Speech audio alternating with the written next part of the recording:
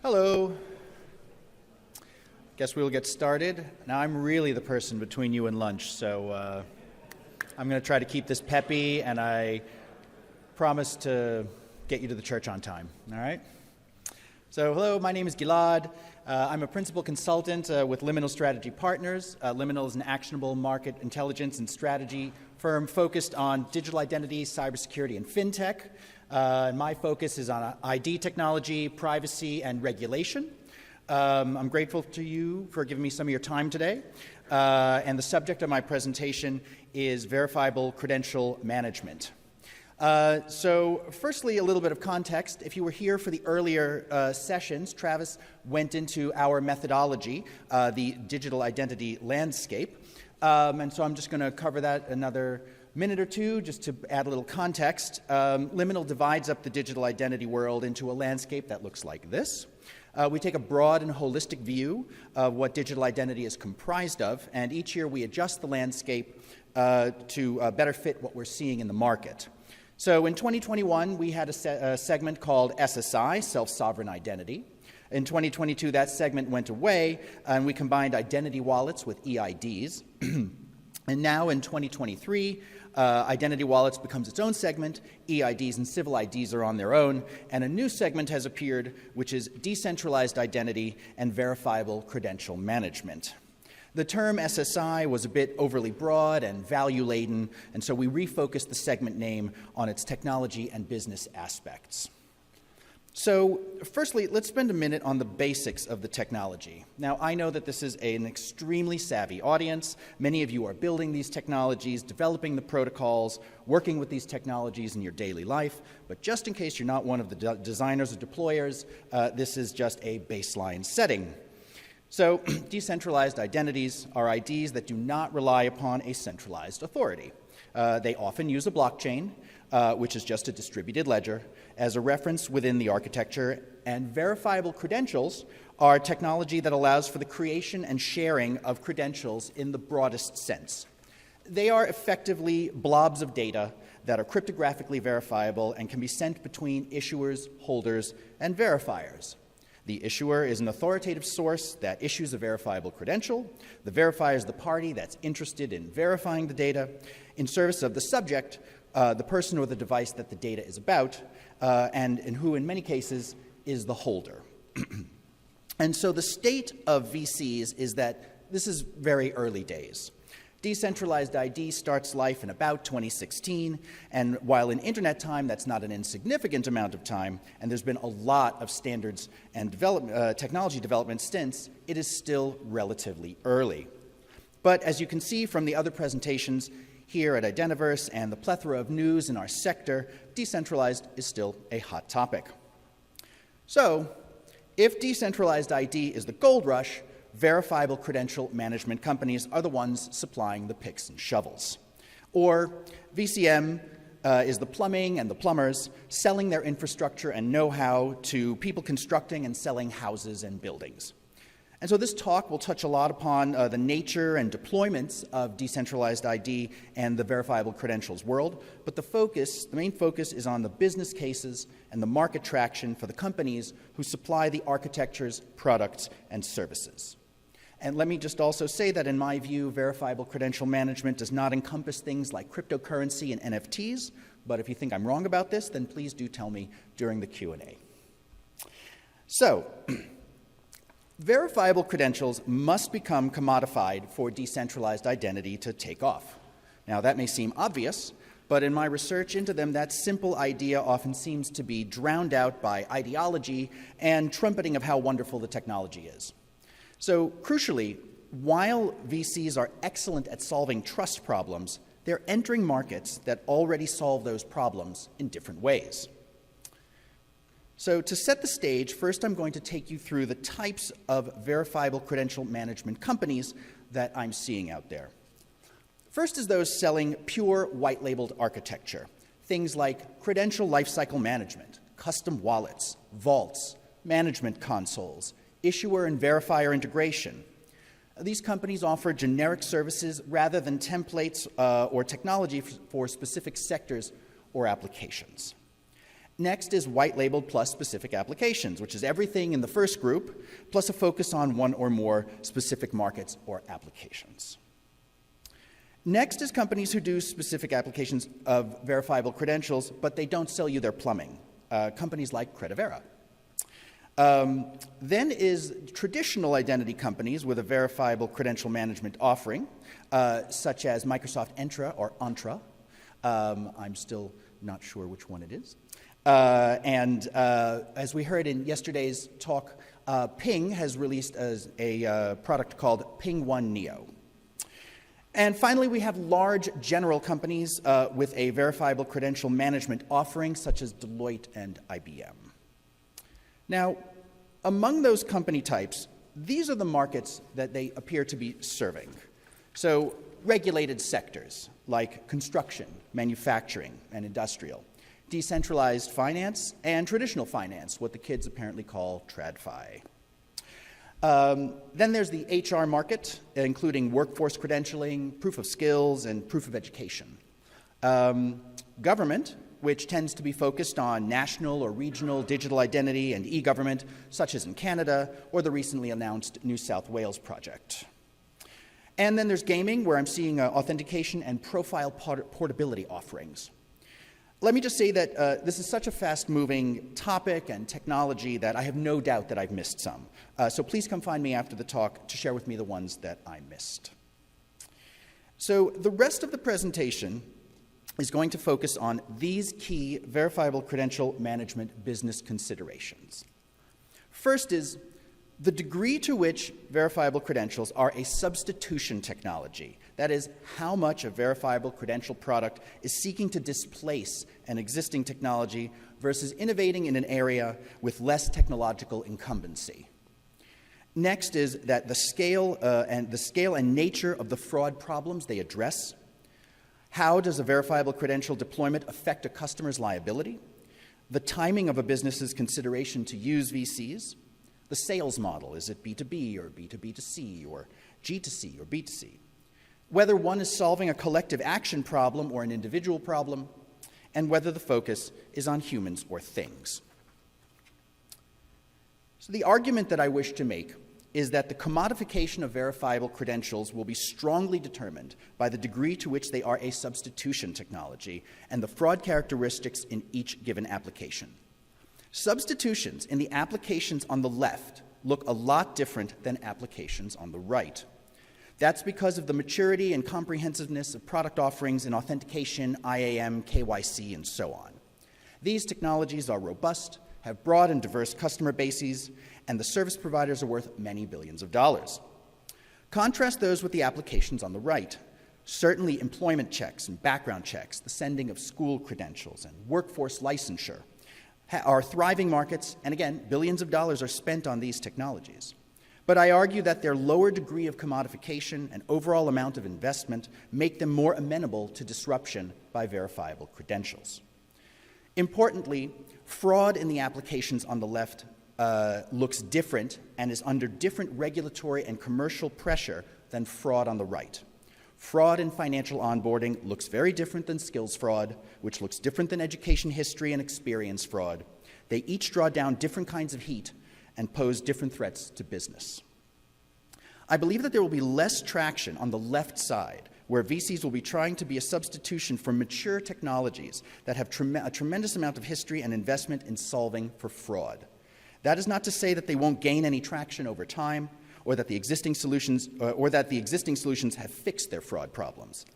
But I argue that there will be less available near-term opportunity for verifiable credential-based solutions there, because there would be a need to severely dislocate those established players and existing systems for verifiable credentials to gain a hold in those markets, as opposed to the markets on the right, because the trust and fraud and scale problems are different and still severe, and the players in those markets rely upon a heterogeneous batch of technologies and processes to accomplish their goal.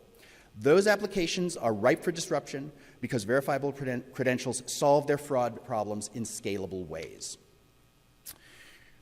An open question for me is, and one that needs much more research, how does a verifiable credentials implementation affect a company's liability?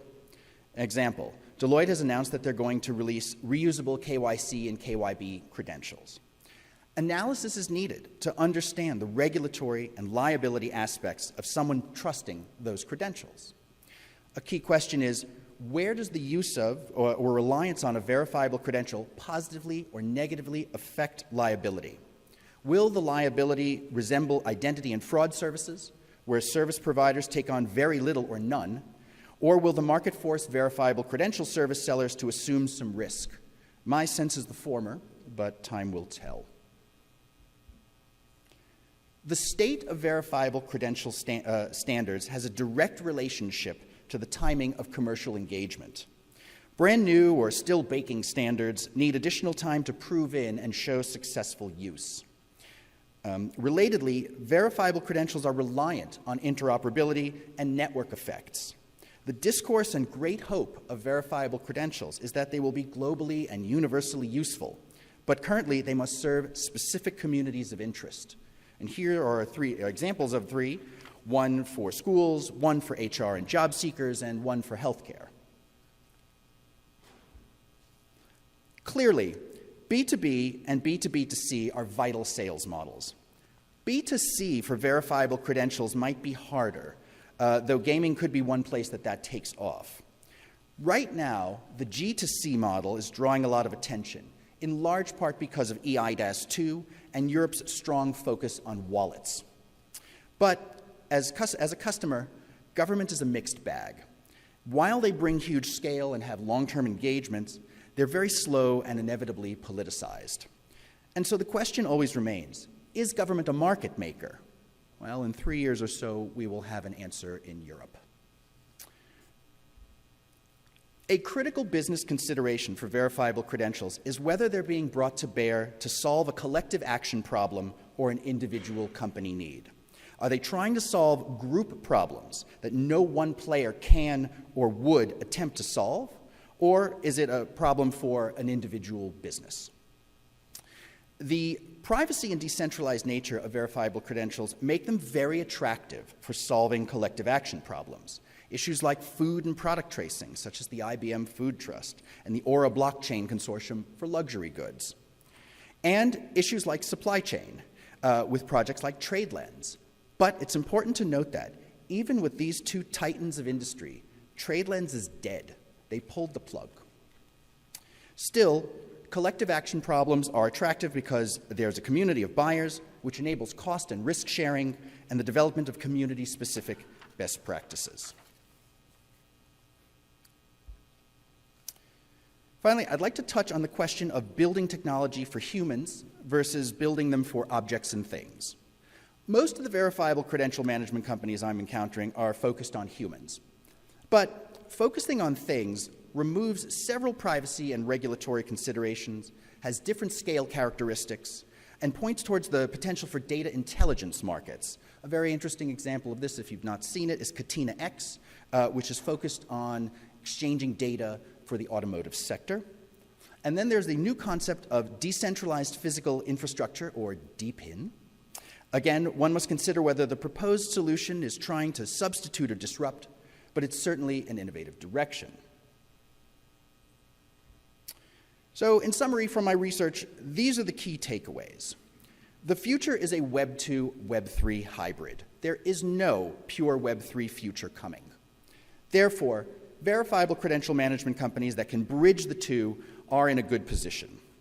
Verifiable credential management is dominated by small players, but the few large players out there may be better at solving collective action problems. And crucially, the substitution, fraud, and liability characteristics of verifiable credential deployments must be attended to. They will speak directly to the timing and economic needs of buyers. So that went a little bit quicker than I imagined. Thank you very much for your attention. I'd be happy to take any questions that you may have. There's a gentleman in the back.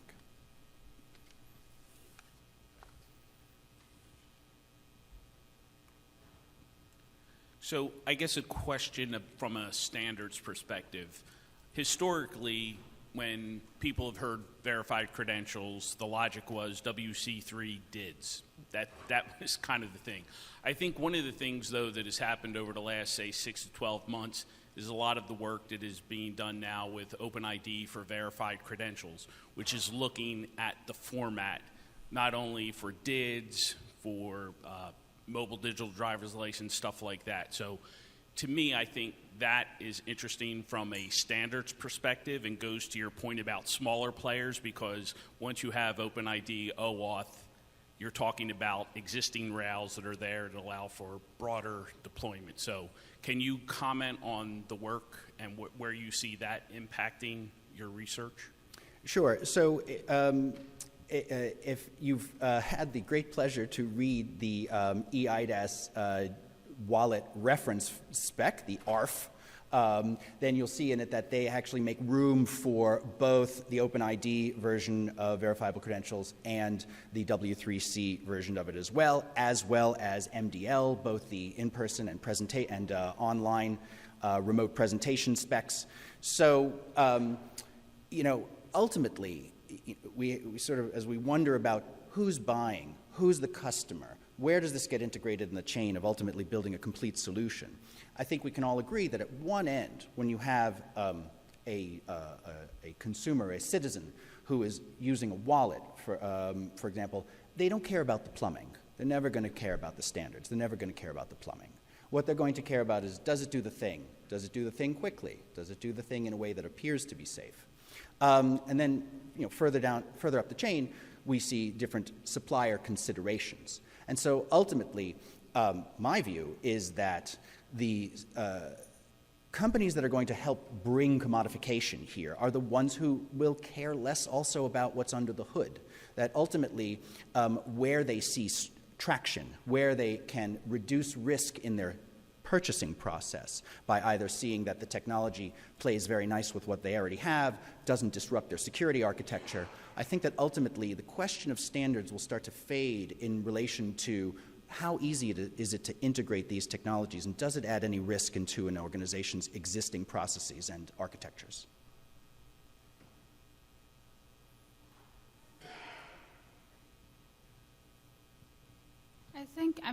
I think you're missing a very important point of this is about infrastructure, it's not about a particular standard. I think the point Michael just raised about OpenID and other standards is they work together with verifiable credentials, and also to correct you, there's no OpenID version of verifiable credentials. That's only the bridge that actually for issuance and presentation to leverage existing standards. That's what my point. There's an infrastructure that is there, and you're talking about verifiable credentials like this single thing, and kind of isolated from the other things, which is not. I don't think that's the right way of just looking at the market that way. And also, even when you're introducing verifiable credentials, there's a huge context how we even got to here. I think yesterday at the keynote, Andrew already addressed that. Initially, it's app-centric, and then there's organization-centric, now moving to user-centric. We actually started about 20 years ago, like 203 and 204 already started kind of thinking around this kind of user-centric identity that got to the standard. I think this is, and because it's the shift, and also it's a standard-based, I think it's a shift from like app-centric, organizational-centric to actually standard-centric and user-centric. If you miss the point of actually we're building an infrastructure that will affect everyone, I think you're missing a very important point in the market. I definitely agree with you that there is. I want to correct what he is saying. I definitely agree with you that there's a great deal of continuity and overlapping ways of viewing the development of identity technology. What I was trying to do is illustrate what I'm seeing from a commercial perspective without trying to say that this is actually the only issue that matters. I don't think that's the case at all. I do think that decentralized identity does get tripped up by its own discourse, and I do think that it's to eschew the business issues, to not see them at the same level as these things, and actually my view is that they are more important. I think would lead you to ultimately put greater faith in the ability of these technologies to get traction than they might have in the near term. I wanted to poke on one of the areas you were talking about, which the areas where sort of regulatory pressure exists and introduces friction. So KYC specifically is one that I work on a lot. Now, you mentioned liability shift. I think you focus on consumers, but there's liability shift considerations all around, and so I wanted you to elaborate on it specifically. So say an issuer is issuing a verifiable credential that allows someone to, some relying party to rely on it. One, can the relying party do that? Two, what does that mean for the issuer? So I was curious to basically hear you elaborate on the liability shifts all around. Yeah, no, I think you're right. I think that ultimately the question of liability, which has bedeviled the identity industry in different ways at different periods of history, I think is being repeated here. Ultimately, there's a question of, yes, if an issuer makes a representation and that representation turns out to be wrong, who's left holding the bag? This is a perennial issue within identity technology. And I think certainly that you have it from the issuer side and potentially from the verifier side as well. I think that the question of liability, whenever you're wondering about high-value identity data, high-value transactional data, a liability question will emerge. I think that it can probably emerge in places that we don't even necessarily see immediately. So, for example, excuse me, when you are dealing with, there's discussion of putting more medical information into verifiable credentials, and that is going to raise a host of regulatory and liability issues. I think it's a broad spectrum issue within it. Certainly, the place where we're going to see it most obviously will be on the issuer side. They are vouching for something, they are making representations. But as we see in the broader field of identity, there is also a great deal of market potential to essentially not take on a lot of liability. And these systems still continue to function. They function in the absence of it. And so sometimes we might have something like a safe harbor. There might be, and so there's ways of addressing it, but I think that if we look to the identity industry of the last 20 years, we can see that the liability issue is present, but isn't necessarily fatal.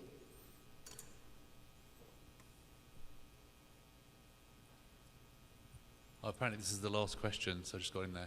I wanted to pick up on your comment about identity of things removing some of the privacy concerns. And I wondered whether there's a difference between, say, consumer IoT and perhaps industrial IoT. In consumer IoT, the device is often acting on behalf of somebody.